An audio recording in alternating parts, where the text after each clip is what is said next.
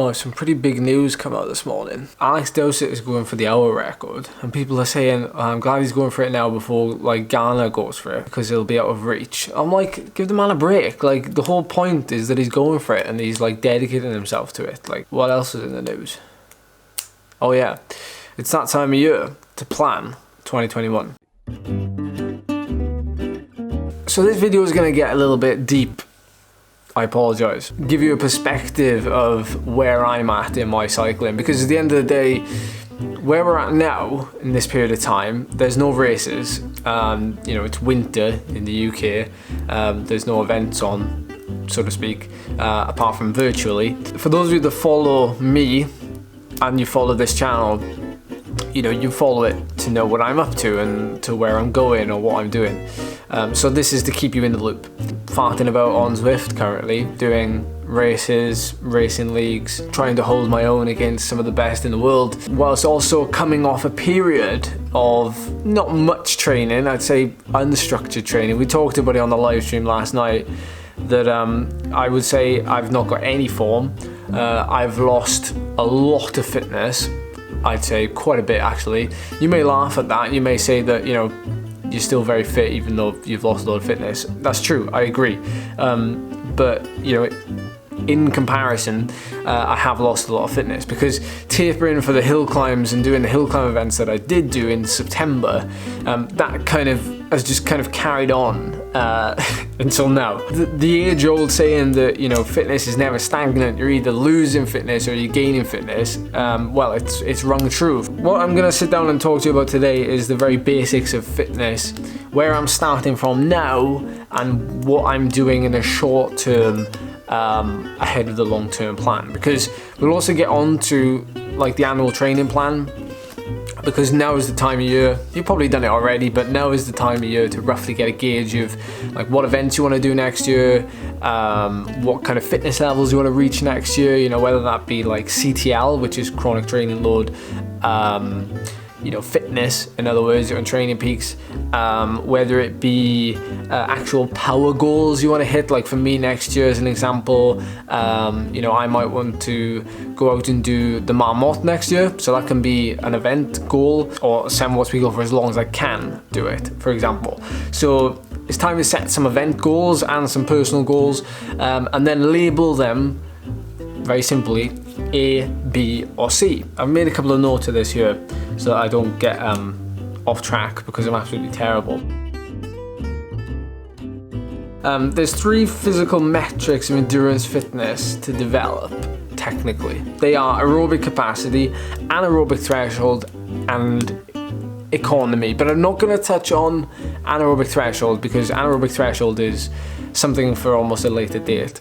But you have aerobic capacity. Look, I've already forgotten what I was going to say.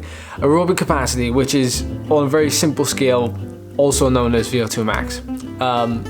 And then aka stroke volume falls into that as well. So there is a trend to a certain extent. What you generally see with a lot of the fastest cyclists in the world is that they all have great aerobic capacity.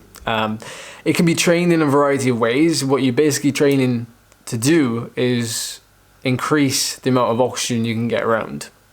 Two ways you can do it. One, you can do it with volume and duration. I like respond very, very well to that sort of training.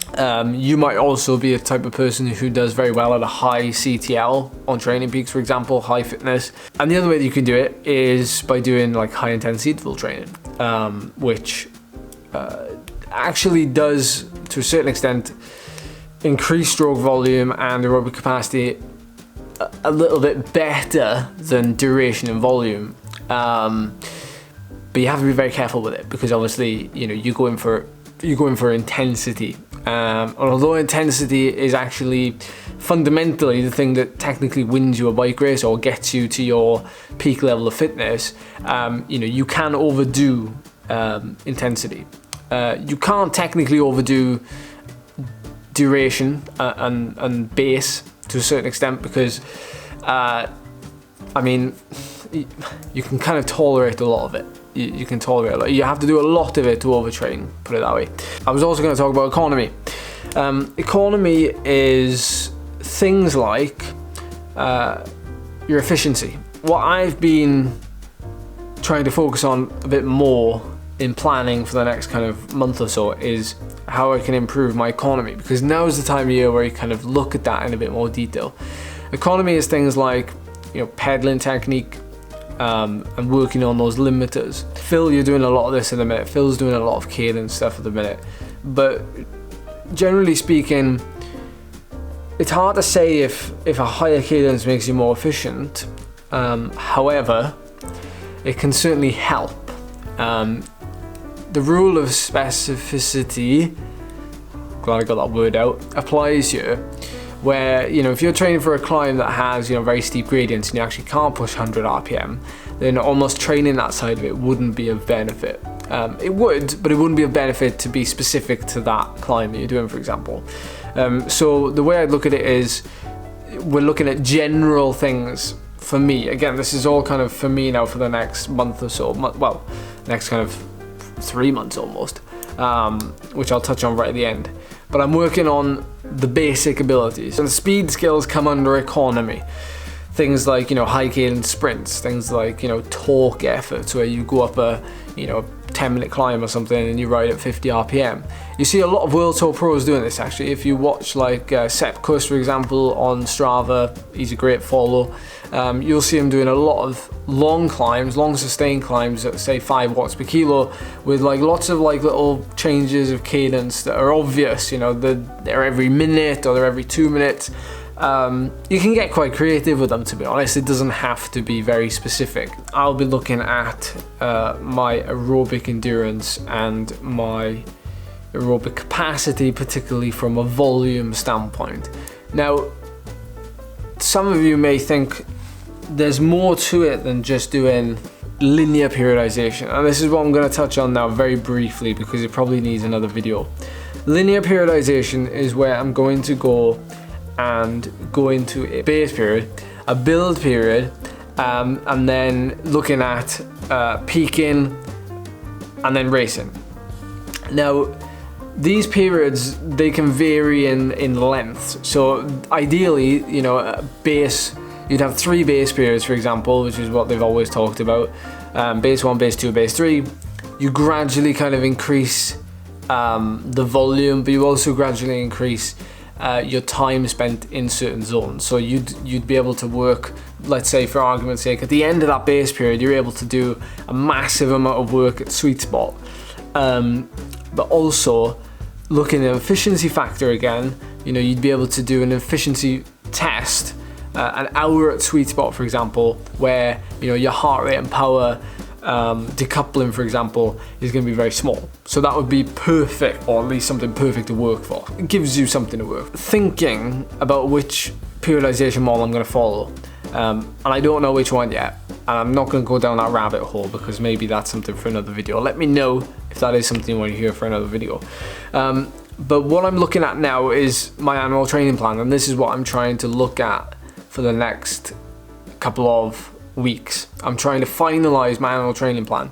And my annual training plan has never stayed the same. I need to stress that throughout the whole year. If something's cropped up, like I've got ill, you know, I've gone on holiday, the ATP, the annual training plan, always changes. So this is something I'm starting to do with riders I coach now, actually, is we're looking at, you know, goals for next year, the ABC goals. And currently, most of them, there's only a handful of them that are kind of don't have something pinned down. But what I would give you advice to look at months. You know, if you don't think there's going to be any events you're going to do, or if you don't know exactly when that event's going to take place, just aim to be going very well in a certain month. Just say my A race or my A fitness, you know, I want to be going as best I can all year in July, for example. You know, that's what I wanted to talk to you about in this video. I want to give you a little bit of an overview as to where I am. So just keeping you in the loop. And I think it's important, you know, when you are planning out your year, when you're planning out your season, to not be too harsh on yourself. You know, there's lots more we can talk about, but got 10 years worth of riding in me and plenty of base. Again, I'm still gonna look at doing that, because really speaking, the amount of detraining I've had over the last 2 months is almost probably the equivalent of, you know, not really riding properly for 2 weeks, you know, not really training properly for 2 or 3 weeks. So there is a lot of detraining there. There's a lot of deconditioning. So for myself, I'm now looking at trying to bring that back through the base, the aerobic conditioning, the aerobic capacity, and other things before we move on. So anyway, if you like this video, if you found it insightful, helpful in any way, please hit the like button, comment down below. So I appreciate you watching. The more appreciate you watching too. It's day 11.